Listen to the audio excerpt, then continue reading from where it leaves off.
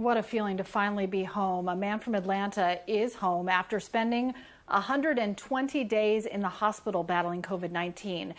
At times, the odds seem to be against 66-year-old Carl Dudley. Cheryl, this man has been through so much. He is a cancer survivor living with one kidney who was on and off life support. Joe Hankey was there today as friends and family and neighbors welcomed Carl home.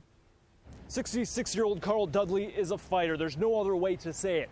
4 months after being admitted to Grady Hospital with COVID-19 and then moved to the Emory Rehab Center, Carl left Emory Hospital behind me today and headed home, and he tells me the welcome he received was overwhelming. As Carl Dudley came down his Grant Park neighborhood road, the cheers began. Family and neighbors excited to welcome him home after 120 days.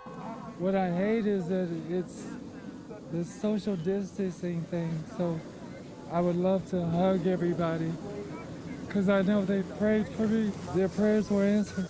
Carl says he did everything he could to avoid COVID-19, but in late March, he tested positive.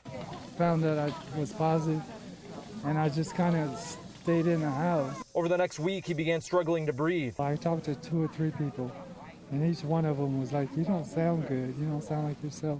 He vaguely remembers one of his sisters calling 911, being loaded into an ambulance and admitted to Grady Hospital with COVID-19 and pneumonia. He's the biggest fighter I know. Carl's son Troy and the rest of his family talked with his doctors over the past 4 months. We were pretty much told we wouldn't have this day. So, yeah, it turned around. Carl would be put on life support 3 separate times, but then he fought back. He was telling us we needed to make a decision whether we needed to pull the plug or keep him on life support. And the day after our visit, he started coming back. Despite being a 66-year-old cancer survivor with one kidney, Carl's condition kept improving and he beat COVID-19. Last week, he found out he would be heading home to continue his rehab. My body's weak all over. My left arm doesn't work at all. And I'm going to need to just practice to get back to normal. From a distance, he thanked his family and neighborhood for their prayers.